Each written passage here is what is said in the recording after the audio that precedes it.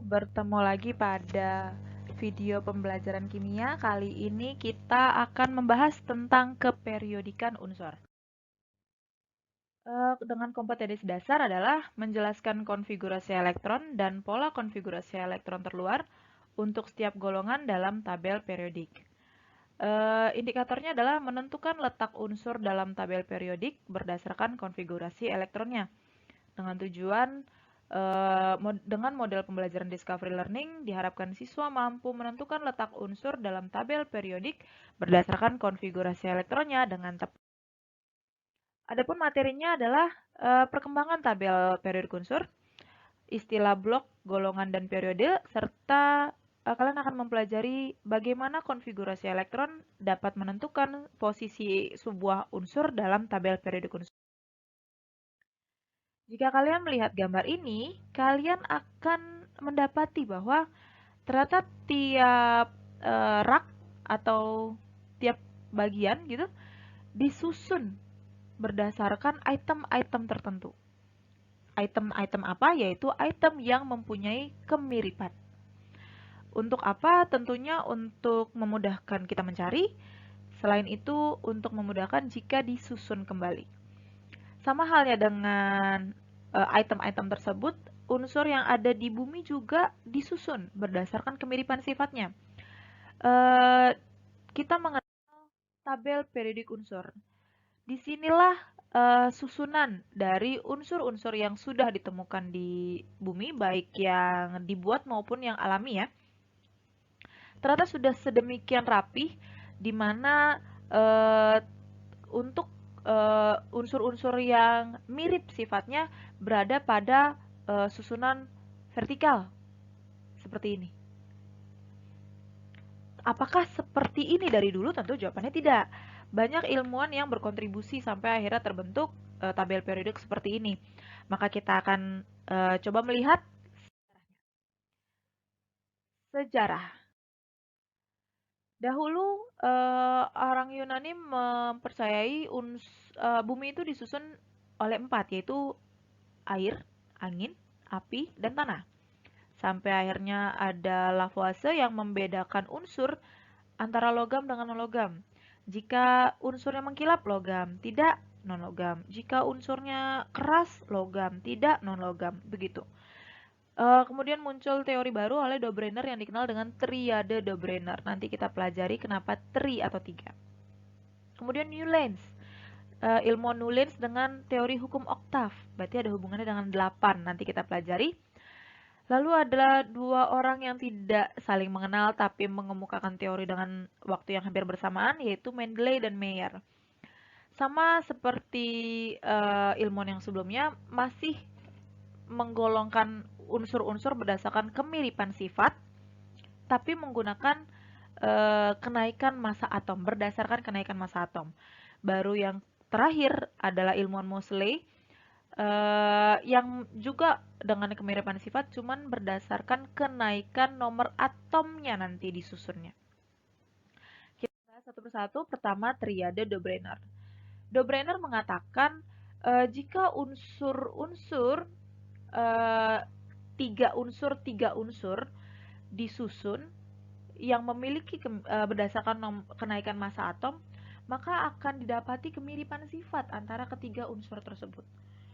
Dan dan unsur yang digolongkan ke dalam Dobreiner adalah unsur ini, di mana litium, natrium, dan kalium yang memiliki kemiripan sifat dimasukkan ke dalam satu golongan. Anggaplah triade 1. Kalsium, strontium, barium, anggaplah triade 2 karena ketiga unsur tersebut memiliki kemiripan sifat. Tapi bukan hanya itu saja, ternyata ada pola yang bisa ditunjukkan oleh Dobreiner, di mana ketiga unsur yang dimasukkan ke dalam satu golongan ini ternyata polanya adalah massa unsur yang pertama jika ditambah dengan massa unsur yang kedua dan dibagi 2 atau dicari rata-ratanya, maka akan menghasilkan bilangan yang merupakan massa dari unsur yang kedua. Jika polanya seperti itu, maka dimasukkanlah ke dalam satu golongan. Jadi mangan, kromium, dan besi dimasukkan ke dalam satu golongan yang sama selain karena mangan, kromium, dan besi memiliki sifat yang sama, tapi karena massa mangan jika ditambah dengan massa besi dibagi 2 akan sama dengan massa dari kromium. Tapi kelemahan Dobrener adalah penggolongannya hanya 3 unsur, sangat simple, dan Dobrener tidak bisa menjawab apa hubungan antara triada pertama dengan triada yang kedua. Maka berkembang lagi teori yang yaitu Newlands. Newlands mengamati bahwa jika unsur-unsur disusun berdasarkan kenaikan massa atom, maka akan ditemukan kemiripan sifat jika sudah berulang pada angka yang ke-8.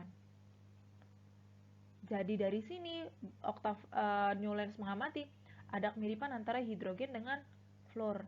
Ada kemiripan antara litium yang nomor masanya 2 dengan natrium yang masanya 9. Berulang seperti itu. 1, 2, 3, 4, 5, 6, 7, 8. Berulang tiap bilangan ke-8. Makanya dinamakan oktav. Tapi keterbatasannya adalah ternyata ini miripnya hanya sampai yang masanya 20.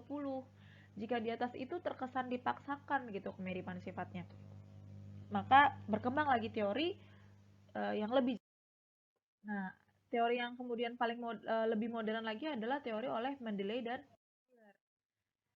Mendeley dan Meyer sudah mengamati sekitar 63 atom yang disusun berdasarkan kenaikan massa atom, tapi sudah lebih modern karena sudah membedakan per horizontal dan vertikal, di mana unsur-unsur yang memiliki kemiripan sifat yang sama itu dimasukkan ke dalam golongan yang sama atau grup yang sama secara vertikal.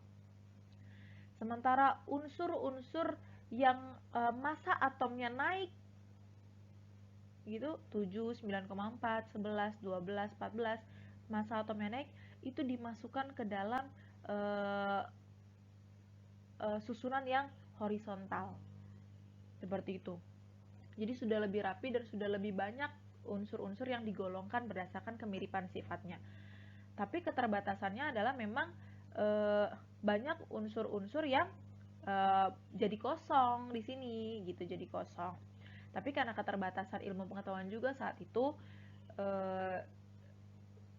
jadinya seperti ini. Baru sekitar tahun 1900-an setelah ada penelitian dari Rutherford yang menemukan konsep inti atom, ternyata di dalam inti atom ditemukan proton yang jumlahnya sama dengan elektron. Dari situ berkembang. Kemudian men-challenge ilmuwan bernama Moseley untuk mengamati ada tidak hubungan antara jumlah proton atau elektron, ya, adakah hubungan antara jumlah elektron dengan kemiripan sifat unsur-unsur. Dan ternyata apa yang diteliti oleh Moseley menghasilkan sesuatu yang sampai sekarang kita pakai, yang kita kembangkan, yaitu inilah tabel periodik unsur yang disusun berdasarkan kenaikan nomor atom.